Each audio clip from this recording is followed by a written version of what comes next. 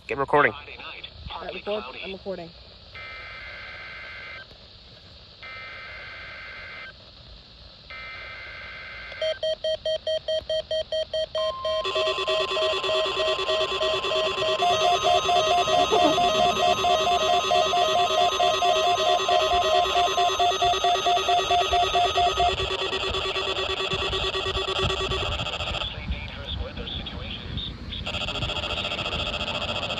Shut up. Tests of these receivers normally are conducted by the National Weather Service every Wednesday around noon.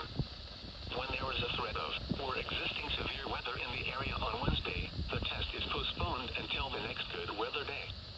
The warning alarm transmitted over this and other NOAA radio stations in southern Wisconsin will normally be activated for watches and warnings that affect the following Wisconsin counties: Richland, Vernon, Adams, Juneau, Marquette, Waushara, Winnebago, Calumet, Manitowoc, Sauk, Columbia, Green Lake, Fond du Lac, Sheboygan, Dodge, Washington, Ozaukee, Iowa, Dane, Jefferson, Waukesha, Milwaukee, Lafayette, Greene, Rock, Walworth, Racine, and Kenosha.